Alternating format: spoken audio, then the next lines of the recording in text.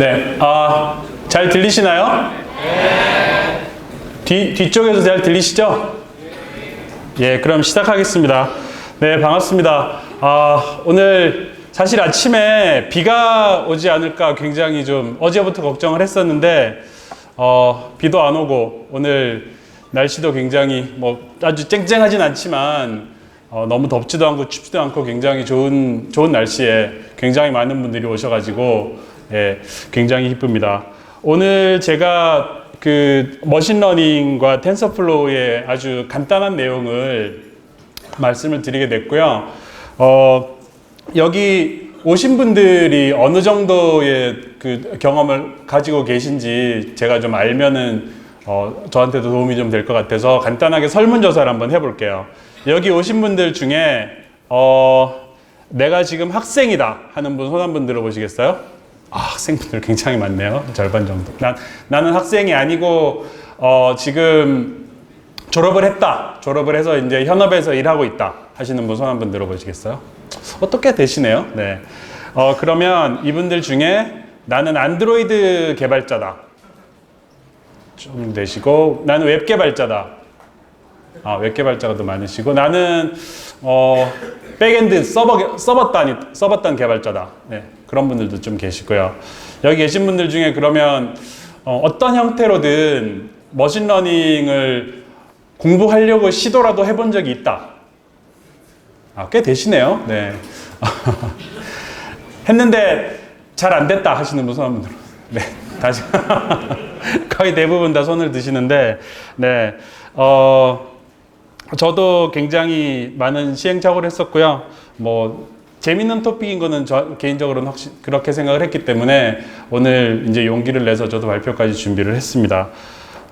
저는 지금 구글에서 그 에이펙 지역의 개발자 생태계 쪽을 맡고 있고요. 한국 포함해서 일본, 호주, 뉴질랜드, 그리고 동남아 전체의 개발자 생태계 일을 하고 있습니다.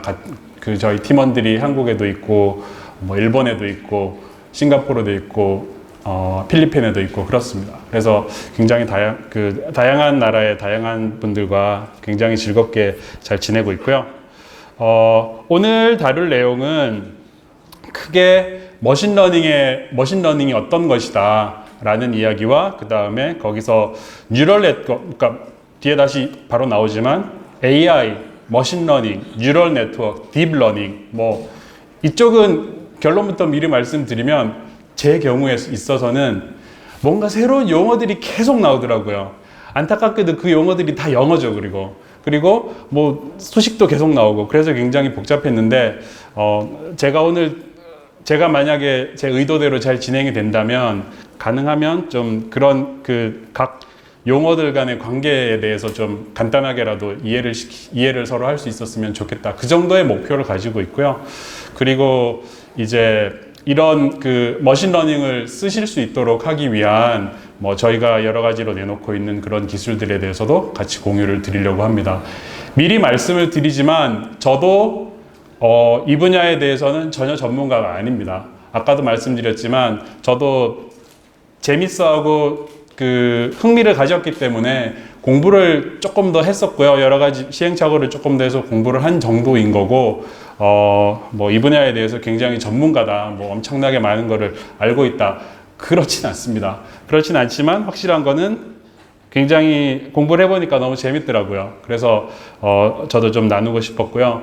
머신러닝은 지금 여기 오신 분들의 수를 봐도 알 수 있듯이 굉장히 많은 분들이 관심을 가지고 있는 주제인 것 같습니다. 이게 올해 5월 달에 구글 I/O에서 구글의 CEO이신 썬다 피차이 이분께서 I/O 끝날 때 이제 머신러닝의 중요성에 대해서 굉장히 많이 강조를 했었고요. 그리고 얼마 전에 픽셀폰 릴리즈를 할 때도 이제 구글이 모바일 퍼스트 컴퍼니에서 AI 퍼스트 컴퍼니로 가겠다.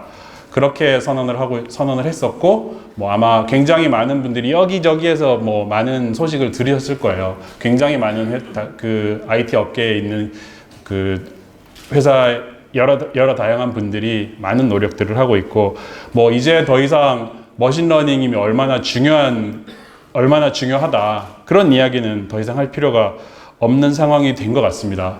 그래서 그러면 머신러닝이 뭐냐? 머신러닝이라고 하는 거를 그러면 아까 말씀드렸듯이 아티피셜 인텔리전스가 있고 머신러닝이 있고 뉴럴 네트워크, 뭐 딥러닝이 있고 여기서 뭐 무슨 RNN, CNN 뭐 굉장히 많은 용어들이 있죠. 그 관계를 먼저 간단하게 좀 말씀을 드리는 게 좋을 것 같습니다. 가장 먼저 그 전산학 쪽에서 굉장히 오랫동안 제일 먼저 시작이 된 게 AI죠. AI. 그래서 기계가 어떤 그 인텔리전스를 가질 수 있을 건가 하는 쪽에서 출발을 해서 여러 가지 고민들을 하다가 이제 그 중에서 기계가 직접 학습을 할 수 있도록 하자. 그게 머신러닝이라고 우리가 그 AI 범주 안에서 머신러닝이라고 이야기를 하기 시작을 했고요. 그 머신러닝을 이제 쓸 수 있게 하는 여러 가지 방법 중에 뉴럴 네트워크라는 것도 나와 있고 그 뉴럴 네트워크가 뭐 뒤에 가서 말씀드리겠지만 자연스럽게 이제 딥러닝이란 걸로 이름을 뭐 거의 바꾼 정도의 수준의 그런 식의 그 진행입니다. 그래서 이 관계를 우선 잘 보시고요. 그리고 그러면 이제 기계가 학습을 한다는 게 뭐냐? 기계가 배운다는 게 우리가 그 문제를 해결을 하는 데 있어서 어떤 식으로 도움을 줄 수 있을 건가? 프로그래밍을 하는 과정을 한번 저희가 생각을 잘 해보시면 아마 거의 대부분은 모든 경우에 있어서 뭐 if, else, if 이런 식으로 그러니까 주어진 데이터를 개발을 하실 때 모든 경우를 내가 내 머릿속에다 집어넣고 계산을 이렇게 이럴 땐 이렇게 해라 저럴 땐 저렇게 해라 그렇게 나눠주시게 되는 거죠. 그게 가장 일반적으로 진행하는 방법이고요. 뭐 예를 들면 그걸 이제 실생활에 적용을 해보신다고 한다면 우리가 스팸 필터 같은 거를 이제 구현을 하실 때 메일 서버 같은 거를 한다면 예전엔 어떻게 했었냐면 뭐 샌드메일 이런 거를 조작을 하실 때 이제 일일이 거기서 필터를 내가 손으로 다 지정을 해줬어야 됐죠. 헤더에 만약에 제목에 뭐가 있을까요? 뭐 비아그라 이런 게 들어가 있으면 이건 스팸이다 이런 식으로. 그리고 그쵸. 뭐 여러 가지 이제 타입을 일일이 다 지정을 해주고 이 타입에 맞으면은 이거는 스팸이다. 그렇게 했겠죠. 그러다가 이제 그게 안 되니까 사람들이 그런 그 룰들을 모아놓은 필터 소프트웨어를 따로 내기 시작을 했어요. 그게 예를 들면 뭐 스팸 어세신 이런 것들도 있고 굉장히 많은 그 스팸 필터링 소프트웨어들이 있죠. 하지만 여전히 기본적인 구성은 똑같아요. 스패머들이 언제나 더 앞서가죠. 그래서 그런 그 필터링 하는 소프트웨어들이 스패머들을 따라갈 수가 없게 되죠. 따라갈 수가 없죠, 절대로. 언제나 새로운 패턴이 나오니까. 그러면 언제나 그 스팸을 영원히 퇴출할 수가 없는 거죠. 그래서 이 머신러닝이라고 하는 방법으로 고민을 하신다면 그러면 이제 기계가 이 스팸이 이런 거다라는 거를 그 데이터를 충분히 주고 이런 것들이 스팸이다 라는 거를 알고 자동적으로 다음부터는 비슷한 패턴 사람들이 이거를 스팸이다라고 마킹을 해주면은 그러면 이제 자동적으로 스팸이라고 인식을 할 수 있게 되는 거죠. 그런 식으로 그 뭔가 명시적으로 이렇게 해라 저렇게 해라 알려주지 않고도 기계가 원하는 일을 할 수 있도록 하는 게 머신러닝이다. 그렇게 생각을 하시면 될 것 같습니다. 그래서 간단하게 그 데모를 한번 보시면 좋을 것 같아요. 데모를 한번 보여드릴게요. 이 사진을 한번 보시면 이게 제가 3주 전에 케냐에 갈 일이 있어서 거기서 찍은 건데 여기 이 앞에 여자분 표정이 어떤가요? 전혀 슬프거나 뭐 그렇지 않죠. 굉장히 기쁜 표정이죠. 그래서 이거를 이제 클라우드 비전 API에서 이 이미지를 분석을 할 수 있습니다. 이렇게 여기 누구나 이거 쓰실 수 있는 툴인데요. 여기에서 보시면 이게 이제 페이스 앞에 이 여자분이 그 1번 페이스고요.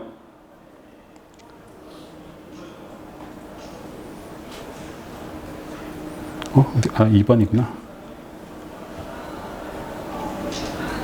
네, 2번 페이스에 굉장히 기쁜 표정이다, 기쁘다라고 하는 쪽으로 인식을 하고 있죠. 이런 식으로 이 이미지를 분석을 해서 이게 사람의 얼굴이다. 그리고 얼굴이 이런 식의 모양이 됐을 때 이 사람은 뭐 기쁘다, 슬프다, 화가 났다. 이런 거를 그 판단을 할 수 있죠. 여기 밖에 나가시면 지금 이모트 부스라는 게 이거를 똑같이 쓴 겁니다. 이거를 써가지고 여러분들이 사진을 찍으시면 여러분들의 얼굴에 나타나는 감정을 분석을 해서 기쁜 표정이신지 뭐 화난 표정이신지 이런 거를 보여주는 거죠.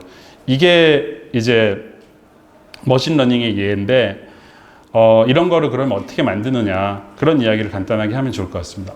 그래서 지금 머신러닝이 뭐 한국에서는 개인적으로 제가 봤을 때 알파고 경기가 있고 나서 굉장히 많은 분들이 관심을 가지고 엄청난 사람들이 관심을 가지기 시작을 했어요. 그래서 알파고의 구현 사례가 있고요. 그리고 구글 포토스 쓰시면 여기 내가 개를 검색을 하고 싶다. 검색을 하실 수가 있어요. 사람의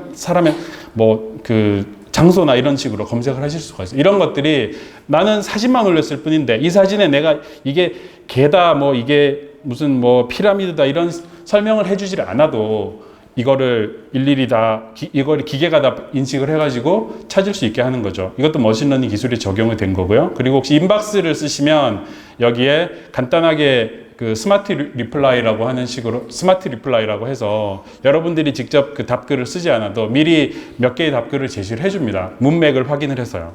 이것도 머신러닝이고요. 그리고 구글에서 굉장히 많은 데이터 센터를 가지고 있을 텐데 여기에 굉장히 많은 전기를 쓰겠죠. 이 머신러닝 기술을 이용을 해서 전기 소비도 굉장히 많이 줄인 케이스가 있습니다. 그래서 아까 구글이 모바일 퍼스트에서 AI 퍼스트 컴퍼니로 간다라고 말씀을 드렸는데 이미 내부적으로 굉장히 많은 프로젝트들에서 머신러닝 기술을 점점 많이 적용을 하고 있고요. 지금 아까 말씀드린 거 이외에도 지금은 아마 더 이상 셀 수 없을 정도로 굉장히 많은 과제들에서 머신러닝들을 적용을 하고 있습니다. 그래서 굉장히 많은 분들이 이제 이 기술을 배우고 있고 적용을 하려고 노력을 하고 있고요. 그래서 머신러닝이 그러면 어떤 식으로 움직이는지 머신러닝이 기본적인 개념은 말씀을 드렸으니까 어떤 식으로 움직이는지 간단하게 그러면 이제 시작을 해보도록 하겠습니다. 여기서부터 이제 영어가 막 나오죠. 영어가 막 나오고 헷갈리실 수 있는데요. 머신러닝이라고 하는 거를 아까 이제 AI가 있었고 그 다음에 이제 머신러닝이 있다고 말씀드렸죠. 그러면 그래서 일일이 가르쳐 주지 않아도 기계가 알아서 배워서 동작할 수 있도록 하게 하자. 그러면 그게 무슨 뜻이냐? 그게 그거를 어떤 식으로 나눌 수 있을 거냐? 그게 여기에서는 크게 2가지 내지는 3가지 더 있지만 이 정도 선에서 나눌 수가 있습니다. 그래서 슈퍼바이즈드 러닝이라고 하는 거는 한글로 치면은 지도 학습 이런 거죠. 그러니까 시키는 대로 한다. 그렇게 보시면 되고요. 언슈퍼바이즈드 러닝이라고 하면은 이제 반대죠. 알아서 한다라는 거고요.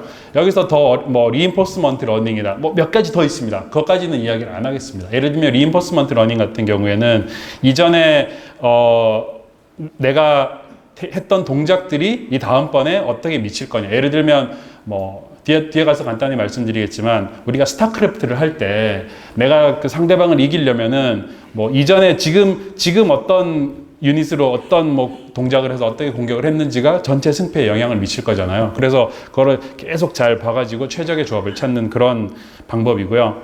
그래서 리인포스먼트 러닝은 잊어버리시고요. 굉장히 다른 방법들이 있지만 쉬운 것부터 진행을 하겠습니다. 그래서 슈퍼바이즈드 러닝과 언슈퍼바이즈드 러닝 가장 일반적으로 많이 하는 이야기고요. 쉽게 말씀드리면은 슈퍼바이즈드 러닝은 데이터에 답을 가지고 있는 데이터를 가지고 진행을 합니다. 그래서 여기 굉장히 많은 이미지가 있는데 이미지에 답들이 다 있죠. 이거는 모자에 대한 그림들이다. 이거는 강아지다, 개다, 고양이다 이런 식으로 이거를 이제 레이블이 되어 있는 데이터라고 이야기를 하고요. 여전히 굉장히 많은 수의 머신러닝 적용 사례들이 이런 부분들이 굉장히 많습니다. 그래서 슈퍼바이즈드 러닝이라고 하는 큰 줄기가 하나 있고요. 그 다음에 언슈퍼바이즈드 러닝이라고 하는 게 또 하나의 큰 줄기입니다. 여기에서는 이게 이제 구글 뉴스의 사례인데요. 들어가 보시면은 금방 이해하실 수 있을 거예요. 여기 이제 여기 뭐 예를 들면 여기 스포츠다. 스포츠란에 들어가시면은 굉장히 스포츠에 관련된 뉴스들만 여기다 나와요. 그걸 이제 뉴스 사이트들을 크롤링을 해가지고 분류를 해주는 거죠. 근데 이걸 분류를 어떻게 할까요? 내가 그러면은 뭐 이거는 스포츠 뉴스니까 여기에 넣어주세요. 이거는 뭐 엔터테인먼트 뉴스니까 여기 그렇지 않거든요. 뉴스를 보고 자동적으로 미리 답이 없지, 이게 스포츠다, 뭐 엔터테인먼트다, 이게 답이 없지만은 기계가 분류를 해서 넣는 거죠. 그래서 이거를 그 레이블링이 안 돼 있는 데이터를 이제 분류를 한다. 그런 식으로 해서 언슈퍼바이즈드 러닝이라고 하고요. 여기에서 이제 그러면 크게 슈퍼바이즈드 러닝과 언슈퍼바이즈드 러닝이 있었고, 이 안에서 그러면 다시 이제 굉장히 다양한 방법으로 나뉩니다. 그래서 크게 슈퍼바이즈드 러닝은 선형 대수, 그러니까 뭐 리니어 알제브라라고 하죠. 그쪽의 그쪽 이론들을 많이 활용을 하고요. 그 다음에 언슈퍼바이즈드 러닝 같은 경우에는 확률 통계 쪽으로 좀 이야기를 많이 합니다.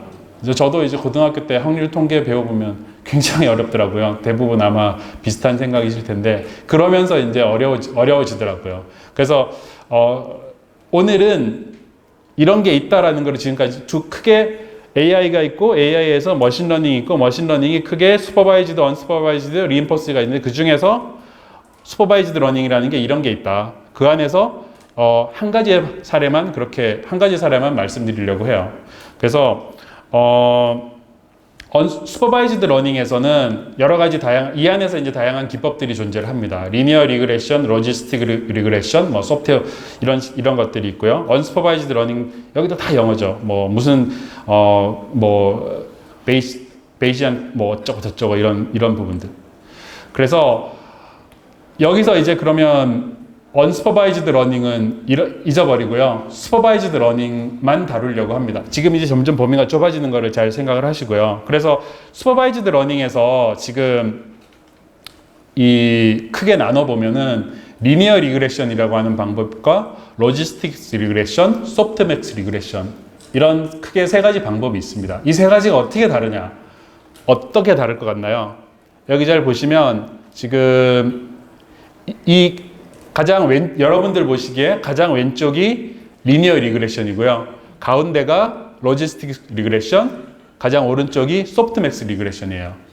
잘 보시면 결과가 조금 달라요.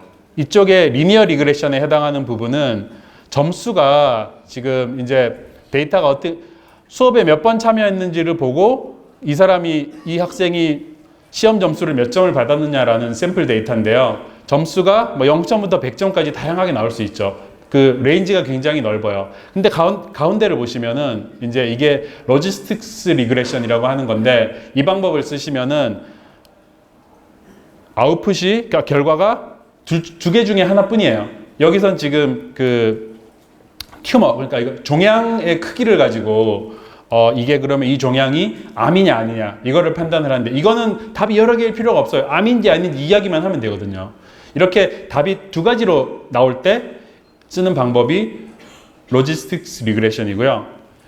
여기 가장 오른쪽은 우리가 학점을 본다면 A, B, C, D, F 5개밖에 없죠. 무한대는 아니지만 두 개보다는 더 많은 그런 경우에 우리가 이거를 소프트맥스 리그레션이라고 합니다. 그래서 우리가 결과에 따라서 원하는 결과가 어떤 형태인지에 따라서 적용하는 방법이 다르다라는 것을 말씀을 드리고요. 오늘 여기서 이쪽이 가장 간단한데 오늘 여기서 말씀드리고 싶은 사례는 리니어 리그레션입니다. 그래서 리니어 리그레션을 지금 이제 시작을 하는데요. 이게 입력값과 출력값이라고 봅시다. 입력이 1일 때 출력이 1이고 2일 때 2고 3일 때 3이다. 자, 그러면 여기서 입력이 만약에 5면은 어떻게 될까요? 되게 쉽죠, 이거는. 앞에 데이터가 같은 값이 나오니까 입력과 출력이 같다. 사람은 이걸 보고 알 수가 있어요. 근데 기계는 이 데이터를 주고, 야, 너가 그러면 입력이 5일 때 얼마인지 너가 한번 예측을 해봐. 라고 했을 때 기계가 이걸 어떻게 받아들일까요? 그게 리니어 리그레션의 문제고요. 이거를 이제 매핑을 이렇게 해보면, X축과 Y축이 있고, 여기서 이제 이런 식으로 이 그래프를 그릴 수가 있겠죠. x와 y의 관계. 여기서 쉽죠. y 이퀄 x죠. 그래서 그래프를 이렇게 그리면은 이게 로지스틱스 리그레션이 되는 거예요. 이거를 이제 이런 식의 그래프를 저희가 하이퍼세시스라고 하는데, 우리가 그 y 이퀄 ax 뭐 wx 플러스 b 이런 식으로 이 2차원에서 1차 함수를 가지고 적용을 할 수가 있겠죠. 그러면은 w와 b의 밸류에 따라서 다양한 형태의 그래프가 나올 겁니다. 우리가 원하는 거는 여기 가운데 이 그래프를 기계가 그려주기를 원하는데, 처음부터 우리가 이야기를 안 하면 기계는 이런 식의 그래프를 그릴 수도 있고 이런 식의 그래프를 그릴 수도 있겠죠. 그래서 이거를 이제 그릴 수 있는 방법으로 우리가 코스트 펑션이라고 하는 거를 정의를 합니다. 그래서 앞에서는 지금 1일 때 1, 2일 때 2, 3일 때 3 굉장히 심플한데, 실제 값은 현실에서의 데이터는 뭐 1.1일 때 뭐 1.3이고 뭐 1.9일 때 뭐 2.1이다. 조금씩 이렇게 차이가 나는 게 현실이겠죠. 이랬을 때 값이 정확하게 일직선이 아니라 이렇게 점들이 조금 일직선이 아닌 형태로 분포가 돼 있을 때 어떤 식으로 이 그래프를 그리면은 가장 좋을 건가? 그게 코스트 펑션이에요. 그래서 여기서 지금 보시면 코스트 펑션이라고 하는 거는 이 실제 우리가 예측을 하는 것과 실제 값과의 차이의 합입니다. 그래서 뭐 식으로 쓰면은 굉장히 복잡해 보이죠. 그 머신러닝 공부할 때 문제가 뭐냐면은 수식을 먼저 들이대기 때문에 거기서 굉장히 쉽게 포기를 하는데요. 사실 이 수식을 가만히 들여다보시면 별게 없어요. 이 결과값과 데이터 값의 차이를 제곱을 해서 평균을 낸 거예요. 그게 다예요. 그래서 왜 제곱이냐? 뭐 아니면 이거를 뭐 절대값을 해서 할 수도 있고. 그러니까 어쨌거나 여기서 하고 싶은 얘기는 이 결과값과 실제 값의 그러니까 예측값과 실제 값의 차이를 최소화할 수 있는 그래프를 어떻게 그릴 거냐. 그게 답니다.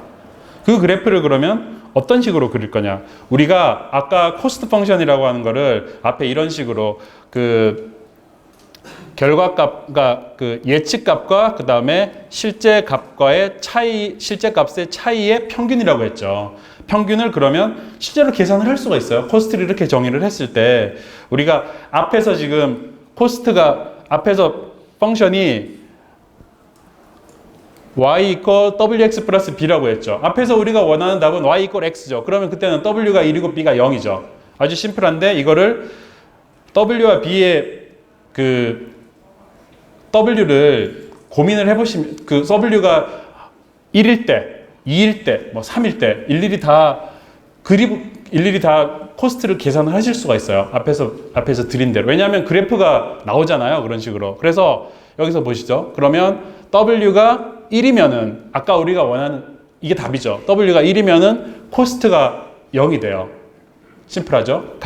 근데 만약에 W가 0이면은 어떻게 되나요? W가 0이면은 이제 그 코스트 값이 여기에 집어넣으면 다 나올 수 있죠. 4.67이 됩니다. W가 2일 경우에 또 계산해서 그 하나씩 더해가지고 나누시면 답이 나와요. 이거를 그려보시면 코스트에 대해서 이게 코스트고요.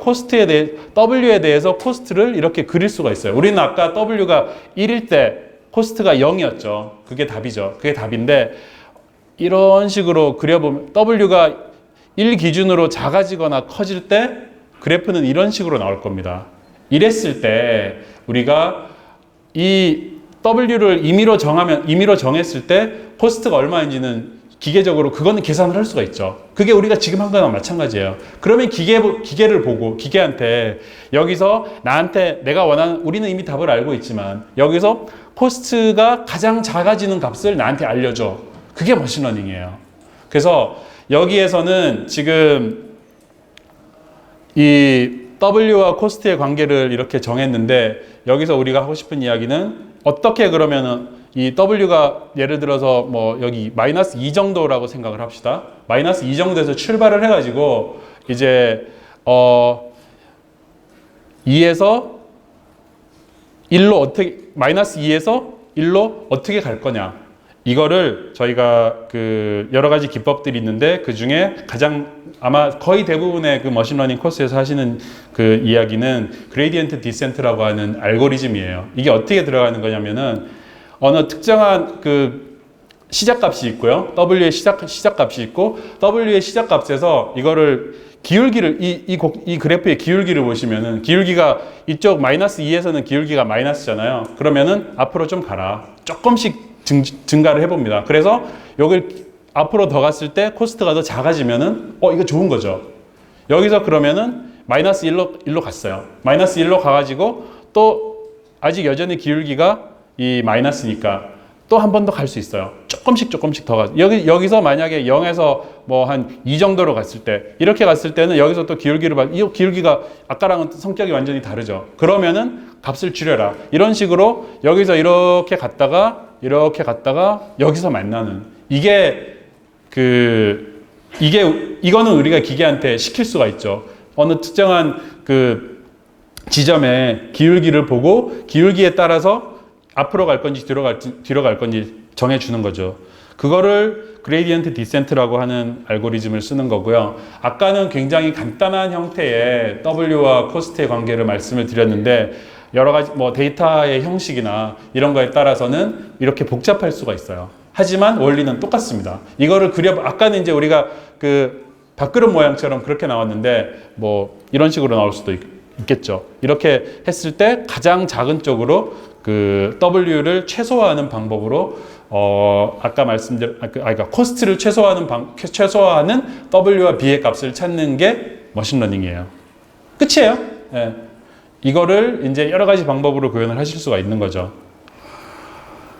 이게 지금 가장 아마 뭐 그 스탠포드 코스라든지 여러 머신러닝 코스를 보시면은 거의 대부분 이런 식으로 리니어 리그레션으로 시작을 할 겁니다. 그런데 갑자기 이제 뉴럴 네트워크라는 게 나오죠. 그리고 여기서 뭐 무슨 RNN 무슨 NN 이런 식으로 많이 나오는데 기본적으로는 똑같습니다. 아까 우리가 본 게 가장 간단한 형태였는데요. 이거를 그러면 뉴럴 네트워크 더 가서 딥러닝하고의 관계는 뭐고 이거를 뉴럴넷이나 딥러닝을 어떻게 확장을 할 거냐 그 이야기를 이제 지금 좀 해볼게요. 결론부터 말씀을 드리면 딥러닝, 뉴럴 네트워크는 말 그대로 신경망이죠. 신경은 모든 뭐 그 동물이나 사람들한테 다 있는 거고요. 그거를 기계적으로 본따서 어떤 식으로 만들 거냐라는 고민에서 출발을 한 거고요. 아마 책은 뭐 생물 책이나 이런 거를 좀 읽어보신 분들 같으면 다 들어보셨을 것 같아요. 우리 뇌는 굉장히 많은 수의 뉴런으로 이루어져 있다라고 하죠. 아까 말씀드렸던 게 그 W와 B를 찾는 게 하나의 그 뉴런 하나를 다뤘다고 생각하시면 될 것 같아요. 근데 실제 우리의 뇌는 예를 들어서 이 사진을 보고 이게 고양이다라는 거를 알려면은 뇌에서는 여러 가지 뇌의 여러 다른 부분들이 다른 작용을 맡고 있다라고 이야기를 합니다. 어떤 부분들은 뭐 시각, 감정을, 촉각, 그걸 이제 작업을 나눠가지고 판단을 하는 거죠. 요거를 그대로 구현을 한 게 뉴럴넷이에요. 아까 말씀드렸던 그 하나의 뉴런을 여러 개로 합쳐가지고 하나의 뉴런을 그 여러 개의 다른 형태로 조합을 해서 이런 식으로 레이어를 나눠서 하나, 둘, 셋, 넷 이렇게 엄청나게 많을 겁니다. 그런 식으로 나눠서 하는 게 뉴럴넷이고요. 이제 간단하게 한번 우리가 문제를 한번 고민을 해볼게요. 만약에 우리가 이런 데이터가 있을 때 이걸 어떤 식으로 그러면은 분류를 할 거냐. 내가 데이터가 이렇게 있을 때 그러면은 만약에 이 정도에 있는 데이터 같으면 이거는 무슨 색일까요? 파란색이겠죠. 그죠? 모양이 대략 이렇게 가 있으니까 아주 요 정도에 있는 데이터는 우리가 파란색이다라고 아주 쉽게 추측을 할 수가 있겠죠. 요 정도에 있으면 노란색이다라고 추측을 할 수가 있겠고요. 이런 식의 그 문제가 있을 때 그러면은 아까는 우리가 하나를 가지고 했는데 이제 두 개를 가지고 동시에 작용을 하게 되면은 아마 이런 식으로 나눌 수 있을 겁니다. 이게 이제 확실히 복잡해지면은 이게 이제 뉴럴넷의 여러 가지 뉴럴넷의 형태라고 보실 수 있는데요. 이게 만약에 데이터가 이런 식으로 가 있다. 그럼 데이터가 이런 식으로 굉장히 복잡하게 돼 있다. 이랬을 때 아까 처음에 그 리니어 리그레션에서 그래프를 그리는 문제라고 말씀드렸잖아요. 아까는 직선의 그래프였죠. 아주 간단한 형태의 1차원 그래프. 여기서는 직선으로는 구별이 안 돼요. 당연히.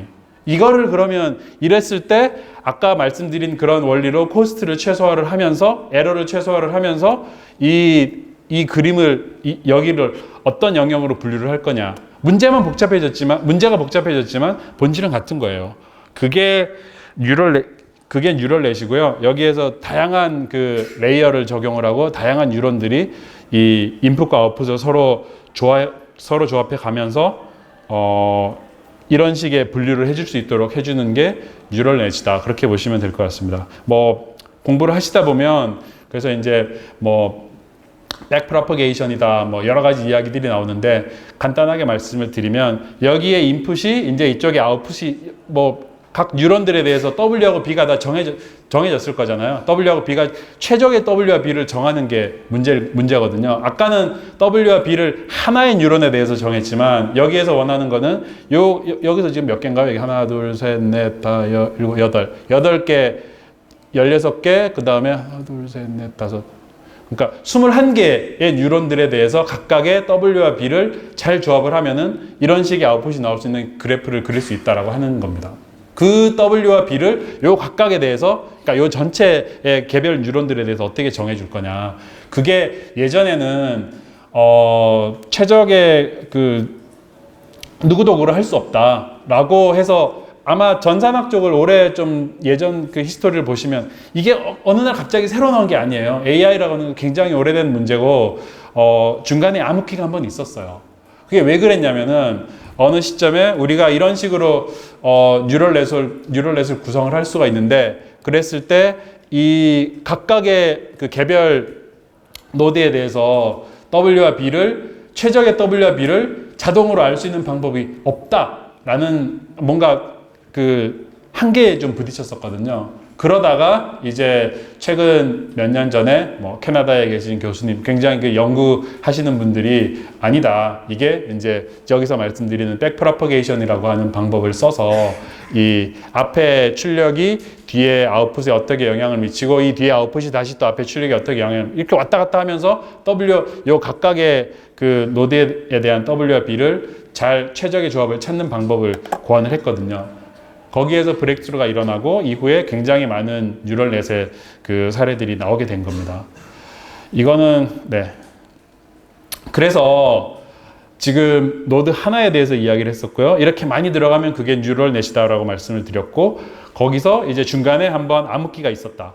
그러다가 이제 아까 말씀드렸던 그런 그 백프로퍼게이션 뭐 여러 가지 그런 그 연구자들의 노력에 의해서 이게 할 수 있다. 이게 굉장히 그 잘할 수 있다. 그렇게 되면서 그러면 이제 우리가 이 신경망이라고 하는 이 낡은 용어에서 벗어나자. 계속해서 우리가 뉴럴넷이라고 이거를 부르면은 예전에 그 암흑기에서 벗어나기가 힘들겠다. 그래서 이거를 딥러닝이라고 바꿔서 이야기를 하자.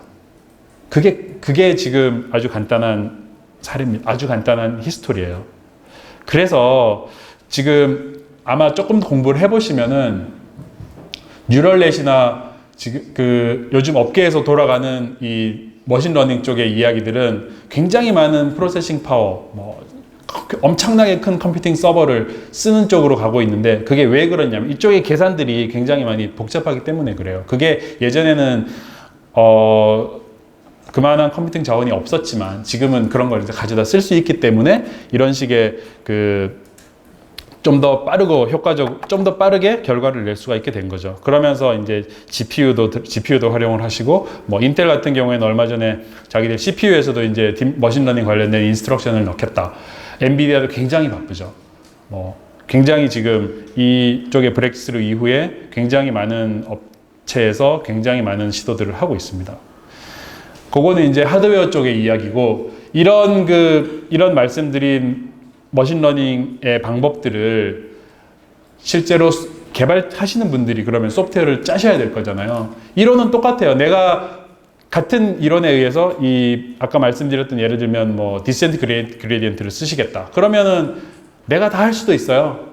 C나 C++ 뭐 파이썬으로 미분, 적분 다 쓸 수 있잖아요. 근데 문제는 뭐냐면은 그거 일일이 다 구현하기가 너무 어렵다는 거죠. 그래서 이제 구글에서 올해 지금이 11월이니까 정확하게 1년 전쯤에 텐서플로우라고 하는 이름으로 머신러닝을 위한 오픈소스 라이브러리를 공개를 했습니다. 그래서 지금 GitHub에 들어가 보시면 아시겠죠. 아마 여전히 굉장히 그 GitHub의 전체 오픈소스 전체 프로젝트 중에서도 별점이 가장 많고 별이 가장 많고 포크가 가장 많이 되고 굉장히 많은 사람들이 관심을 가지고 있는 굉장히 인기 있는 그 프로젝트이 됐고요. 네, 그렇죠. 그래서 굉장히 많은 분들 이게 오픈 소스이기 때문에 굉장히 많은 분들이 또 쉽게 가져다 쓰시고 또 쉽게 본인들도 공헌을 다시 컨트리뷰션을 하시고 그런 식으로 굉장히 선순환 돼서 잘 돌아가고 있습니다. 그래서 그럼 텐서플로우가 뭐냐? 이거는 이름이 모든 걸 다 말해줘요. 텐서가 플로우 흘러간다. 우리가 프로그램이 하는 게 결국에는 인풋이 있고 아웃풋이 있고 인풋에 어떤 자료를 넣으면 아웃풋에 어떤 자료가 나오고 그 자료를 다시 또 이렇게 저렇게 가공을 해서 하는 거죠. 똑같습니다. 그래서 여기에서 텐서라고 하는 거는 이제 n dimensional array다라고 말씀을 드렸는데 만약에 n이 0이면 그냥 스칼라 밸류가 되는 거죠. 근데 만약에 뭐 n이 2면은 2x2 매트릭스가 되는 거고 그런 식으로. 그래서 스칼라부터 매트릭스까지 다양한 형태의 데이터를 플로우 시켜가면서 그래프 형태로 이 내부의 여러 가지 오퍼레이션들을 미리 정해놓고 그래서 뭐 아까 말씀드렸던 그런 그 디센트 그레이디언트 같은 것도 그냥 디센트 그레이디언트 내가 쓰겠다. 그럼 나는 뭐 소프트맥스 쓰겠다. 나는 뭐 리니어 리그레션을 쓰겠다. 이런 식으로 그 펑션을 쉽게 불러다가 원하는 식으로 쓰실 수 있는 형태의 라이브러리입니다. 쉽게 말씀드리면. 그래서 그러면서 성능적인 부분도 많이 고민을 해서 아까 말씀드렸듯이 이게 결과적으로는 어느 정도 이론을 아시고 그 다음에 충분히 많은 데이터가 있으시면은 그 다음에 문제는 얼마나 결과를 빨리 낼 거냐, 얼마나 이 좋은 환경에서 트레이닝을 빨리 해서 내가 원하는 데이터를 얻을 거냐, 그런 문제가 되거든요. 그래서 뭐 그 성능적인 부분도 많이 고민을 해서 뭐 CPU에서도 돌아가고 GPU 분산 환경도 돌아가고 또 올해 I/O에서 이제 TPU라고 해서 그 굉장히 자체 개발을 한 프로세서가 있습니다. 그런 쪽에서도 돌아갈 수 있도록 하고요. 예, 아까 말씀드렸던 내용이 실제로 구현을 하시면은 뭐 대략 이런 형식이 됩니다. A와 B, C가 다 텐서고요. 여기에서 자료가 들어가서 add라고 하는 이 뭐 그 연산을 적용을 해서 이 자료를 원하는 결과를 얻는 거죠. 그래서 대략의 구조는 여러 가지 프론트엔드들이 있고요. 파이썬을 가장 많이 씁니다. 그리고 여기에 다른 랭귀지 바인딩도 추가를 하고 있는데 파이썬을 가장 많이 쓰고 있고요. 그 다음에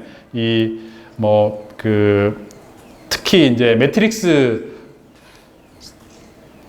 행렬 곱 뭐 이런 거 할 때 굉장히 복잡합니다. 그런 것들 다 쉽게 쓰실 수 있도록 라이브러리 형태로 다 만들어 놨고요. 그거를 이제 더 하부단에서는 여러 가지 플랫폼에서도 돌아갈 수 있도록 그렇게 지원을 하고 있습니다. 그게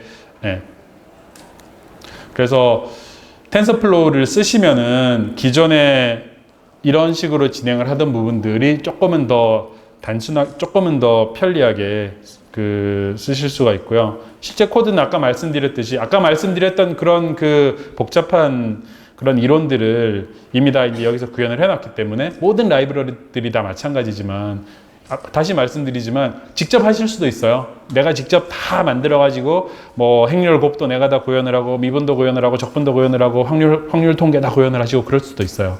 그게 이제 공통적인 부분들을 모아서 이런 식으로 만들어서 쓰실 수가 있는 거죠. 그리고 거기에 더해서 작업을 하실 때 이 데이터를 좀 더 비주얼하게 보고 좀 더 편하게 작업들을 확인하실 수 있는 여러 가지 툴들도 제공을 하고요. 그리고 성능적인 부분도 고려를 해서 지금 굉장히 많이 발전을 하고 있습니다. 네, 그래서 처음에 2011년도에 그러니까 그러니까 작년 11월에 공개를 했을 때는 분산 처리가 적용이 안 됐었는데 지원이 되지 않았는데 지금은 분산 처리도 지원을 하고 있고요.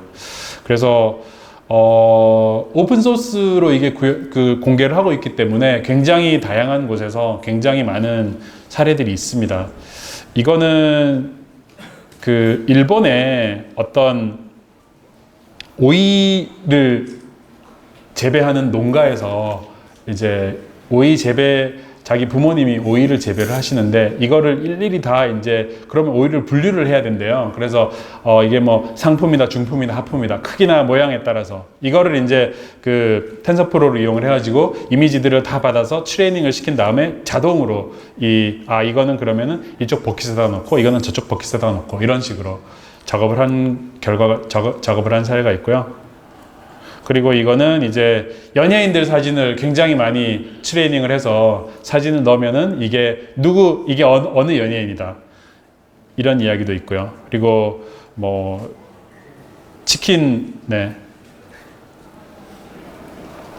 이 치킨 너겟을 이제 로봇이 자동으로 서빙을 할 수 있도록 구현을 한 것도 있고요. 그리고, 자동 주행을 하는 라즈베리 자동차도 만들었고요. 뭐 드론에서도 적용을 했고요. 그러니까 드론에서도 이제 드론이 높이 올라가면은 여기서 뭐 주차장 같은 건가 봐요. 이렇게 드론이 높이 올라가서 지금 주차되어 있는 차가 몇 대다. 이거를 이제 자동으로 셀 수 있도록 각 이미지에 어떤 게 자동차라는 인식을 어떤 게 자동차다라는 거를 트레이닝을 해주고 그거에 해당되는 이미지들을 자동차로 인식을 하는 거죠. 그런 식으로. 그리고 손글씨 파악을 하는 그런 것들도 하고 있고요. 그래서 지금, 구글에서는 머신러닝 관련돼서 굉장히 다양한 노력들을 하고 있는데요. 지금까지 말씀드렸던 거는 그 중에서 아주 하나의 부분입니다. 텐서플로우라고 하는 스탠드얼론 오픈소스 라이브러리고요. 이거는 여러분들이 직접 그러니까 내 컴퓨터에서 내가 돌릴 수 있는 거예요. 근데 지금 현재 이 텐서플로우를 구글 클라우드에서도 쓰실 수가 있어요. 그거를 이제 클라우드 머신러닝이라고 하고요. 내가 더 복잡한 작업이 필요하고 굉장히 많은 데이터를 핸들링 해야 될 때는 텐서플로우를 내가 직접 쓰겠다라고 한다면 GPU 클러스터도 구축을 하셔야 될 거고, 예전 같으면 인피니밴드, 굉장히 많은 스토리지나 이런 것도 고민을 하셔야 되죠. 하드웨어적으로. 그런 거 없이 클라우드에서 쓴 만큼만 비용을 내실 수 있는 그런 형태로도 같이 제공을 하고 있고요. 그리고, 그 중에서 나는 음성 인식을 하고 싶다. 아니면 이미지 인식을 하고 싶다.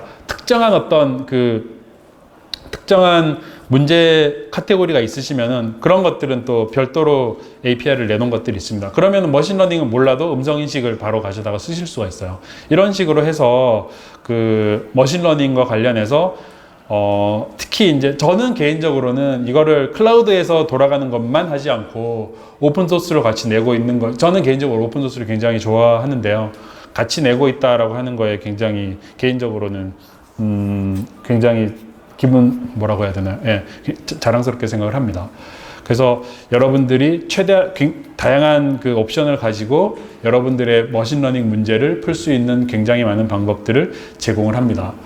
그리고 여기에 더해서 아까 지금 말씀드렸던 것들은 이 머신러닝을 쓸 수 있는 여러 가지 방법들이죠.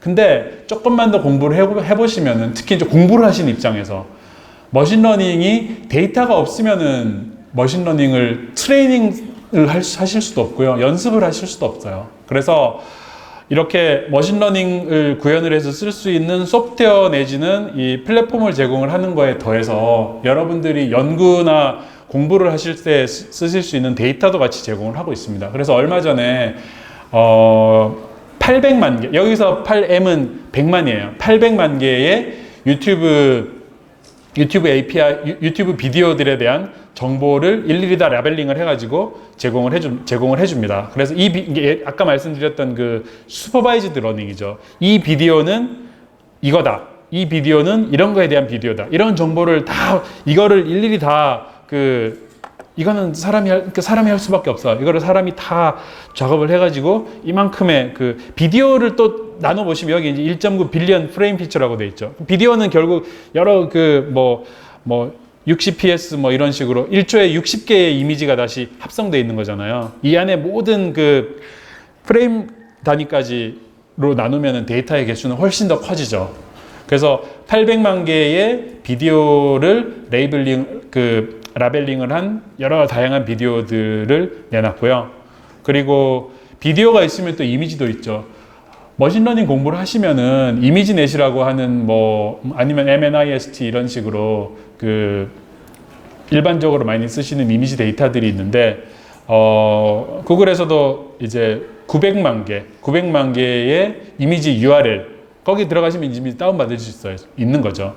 그래서 이미지들의 일일이 라벨링을 붙여놓은 6,000개 정도의 카테고리에 해당하는 다양한 이미지들의 라벨을 붙여가지고 여러분들이 테스트나 연구를 하실 수 있도록 해놨어요. 예를 들면은 여기에 지금 숟가락과 포크죠. 그러면 이거는 철로 된 거고 어떤 도구, 그 다음에 숟가락, 포크 이런 식으로 라벨링을 다 해놓고 이거를 가지고 쓰실 수가 있죠. 그리고 이거는 어제 발견을 한 건데요. 스타크래프트, 그러니까 딥마인드에서 블리자드랑 협업을 해서 블리자드 컨퍼런스에서 어제 발표를 했더라고요.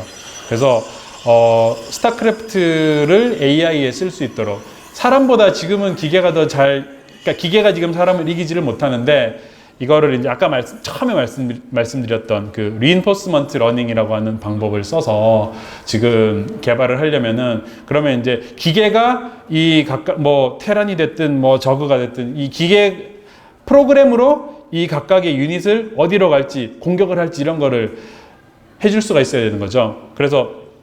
그리고 게임이 지금 그러면 어떻게 가고 게임에 대한 정보나 이런 것들을 이제 블리자드에서 API를 같이 공동으로 열어줘가지고 굉장히 다른 형태의 머신러닝 문제를 풀 수 있는 그런 시도도 지금 같이 하고 있다는 거를 어젯밤에 발견을 해서 급하게 추가를 했고요. 네. 이게 마지막 장인데요. 이게 소리가 나는지 모르겠어요. 잠깐 한번 틀어드릴게요. 이게 터미네이터입니다. 소리 나나요? 오케이. 네. 이게 HDMI인데 소리가 안 나네요. 터미네이터가 뭐라고 하냐면은 여기 적혀 있어요. My CPU is a neural net processor, a learning computer. 이게 오늘 지금 한 얘기거든요. 근데 잘 생각을 해보시면 이 영화가 언제 나왔나요? 91년도에 나왔거든요. 지금으로부터 25년 전에 이게 이미 다 있는 거예요. 이게 영화에서 뉴럴넷 배우는 컴퓨터다. 이미 다 나왔던 거예요. 말씀드리고 싶은 건 뭐냐면은 이게 전혀 새로운 내용이 아니고 굉장히 오랜 기간 동안 축적돼서 지금 많은 연구들이 되다가 이제 지금 여러 가지 상황들이 잘 맞아 떨어져서 굉장히 많은 관심을 받고 있고 굉장히 많은 분들이 연구를 하고 있다라는 거죠. 그래서 지금도 늦지 않았고요. 여기 오신 분들도 이제 당연히 그렇게 생각을 하셨기 때문에 많이 배우시고 배우려고 노력을 하신다라고 보고요. 특히 개발자라고 한다면 언제나 새로운 내용들을 이제 계속해서 배우셔야 될 텐데 그럴 때 이 머신러닝이라고 하는 것도 굉장히 중요한 툴이 이미 되어버렸기 때문에 많은 분들이 잘 공부를 하셔서 앞으로 여러분들 문제를 해결을 하시고 더 좋은 경력을 쌓아 나가시는데 잘 활용을 하셨으면 좋겠다 하는 바람입니다. 그래서 지금 예를 들면 이런 거죠. 여기서 지금 데이터가 있어야 된다고 이야기를 했는데 머신러닝 공부를 하시고 지금 내가 만약에 내 앱이 있다. 지금 당장 앱 데이터가 없더라도 이거를 염두에 두셔서 데이터를 그러면 데이터를 어떤 식으로 모아서 나의 어떤 문제에 적용을 할 건가. 이거를 알고 계속해서 고민을 하시면서 앱을 개발을 하시는 것과 나중에 돼서 이걸 그때 가서 한번 해봐야 되겠다. 이렇게 하는 것과는 굉장히 차이가 있을 거죠. 그러니까 굉장히 중요하고 좋은 기회가 온 온 걸로 봅니다. 그래서 많은 분들이 공부를 하셔서 더 좋은 개발자가 되셔서 더 큰 문제를 더 빨리 푸시는데 도움되는 쪽으로 활용을 하셨으면 좋겠습니다. 네, 고맙습니다.